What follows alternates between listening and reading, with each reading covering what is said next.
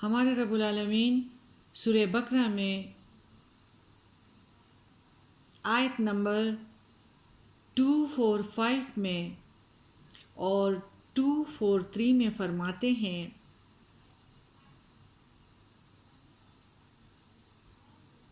کون ہے جو اللہ کو قرض حسنہ دے؟ من ذا الذی یقرض اللہ قرضا حسنا،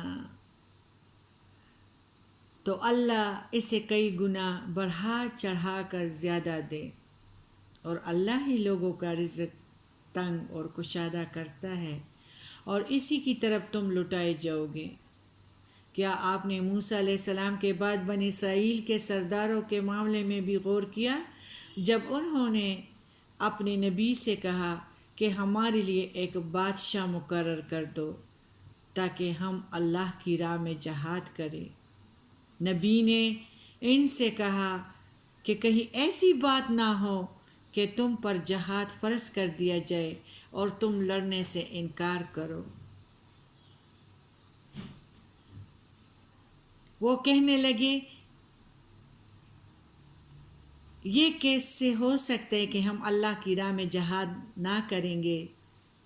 ہمیں ہمارے گھروں سے نکال کر بال بچوں سے جدا کر دیا گیا ہے۔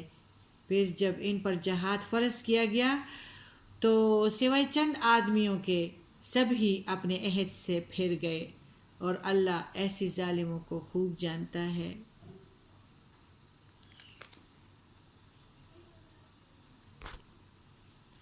ان کے نبی نے ان سے کہا،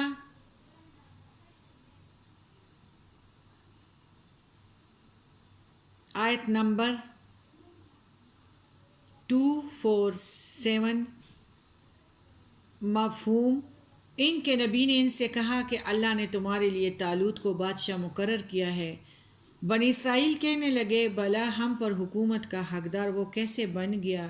اس سے زیادہ تو ہم خود حکومت کے حقدار ہیں، اور اس کے پاس تو کچھ مال و دولت بھی نہیں ہے۔ نبی نے کہا، اللہ نے تم پر حکومت کے لیے اسے ہی منتخب کیا ہے، وہ ذہنی جسمانی اہلیتیں اسے تم سے زیادہ دی ہیں، اور اللہ جسے چاہے اپنی حکومت دے دے، وہ بڑی وسعت والا اور جاننے والا ہے۔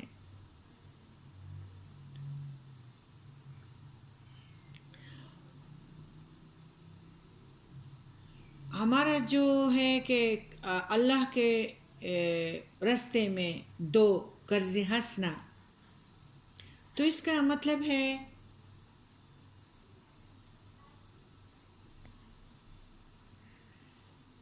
یعنی قرض حسنہ جو محض اللہ کی رضا کے لیے کسی کو دیا جائے، اس میں اقربا بھی ہیں، فقیر بھی ہیں، مساکین بھی ہیں۔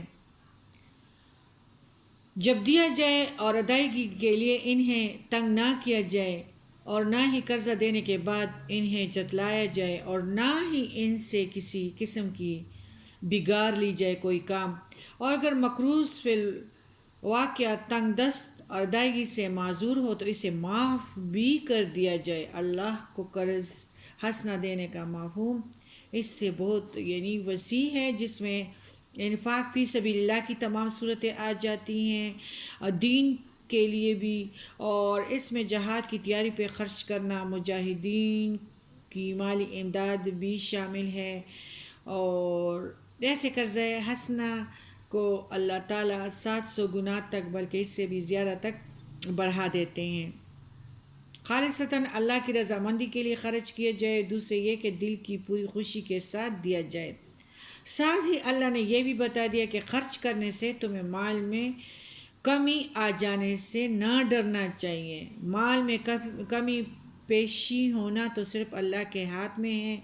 قرآن میں ہے، ایک دوسرے مقام پہ اللہ تعالیٰ نے فرمایا ہے کہ جو کچھ تم اللہ کی راہ میں خرچ کرو گے، اللہ تمہیں اس کا نعم البدل ضرور عطا کرے گا۔ وعدہ کس کا ہے؟ اللہ کا، شہنشاہوں کا شہنشاہ کا ہے۔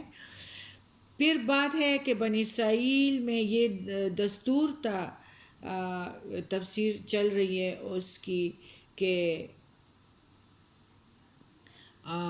ہماری آیت جو ہے 2:4-6 کی، کہ بنی اسرائیل میں یہ دستور تھا کہ ان کے حکمراں بھی انبیاء ہی ہوا کرتے تھے، بادشاہ انبیاء ہی ہوتے تھے، انہیں کے پاس مقدمے کے فیصلے ہوتے اور انہی کی سرکردگی میں جہاد کیا جاتا تھا۔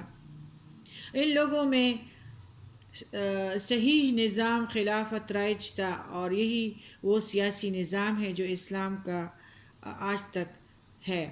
مگر ان لوگوں نے دوسرے ممالک کو دیکھا دیکھی جن میں نظام ملوکیت رائج تھا، اپنے بوڑھے نبی سموئیل علیہ السلام سے مطالبہ کیا، ہمارے لیے ایک بادشاہ مقرر کر دو تاکہ ہم اس کی قیادت میں جہاد کریں۔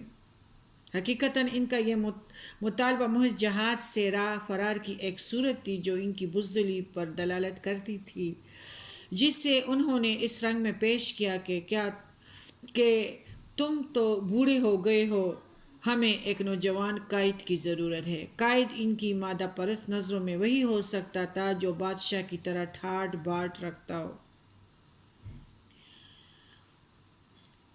پھر ہمارا اس کا ہے آیت نمبر کا تفسیر،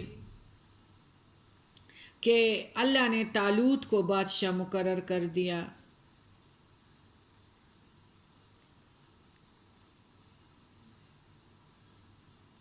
ان کو یہ مرض تھا کہ مطلب کہ بادشاہ جو ہے وہ ذرا ٹاٹ باٹ والا ہو، اور کیا ہے مطلب غریب نہ ہو۔ بنی اسرائیل کے مطالبے پر اللہ نے طالوت کو ان کا بادشاہ مقرر کیا، جو ایک 30 سالہ جوان، خوبصورت اور قداور تھا۔ اس پر کئی لوگوں نے یہ اعتراض کیا کہ طالوت کے پاس تو نہ مال ہے اور نہ دولت اور نہ شاہانہ ٹھاٹ باٹ، بھلا یہ ہمارا بادشاہ کیسے بن سکتا ہے؟ اس سے تو ہم ہی اچھے ہیں، بادشاہت کے زیادہ حقدار ہیں۔ اس کا جواب اللہ نے یہ دیا کہ قیادت کے لیے مال و دولت کی ضرورت نہیں ہوتی، بلکہ ذہنی اور جسمانی صلاحیتوں کی بھی ضرورت ہوتی ہے۔ وہ طالوت میں موجود ہے، تم سے بہت زیادہ ہے، لہٰذا تمہیں فضول قسم کی ہیلے نہیں تراشنا چاہیے۔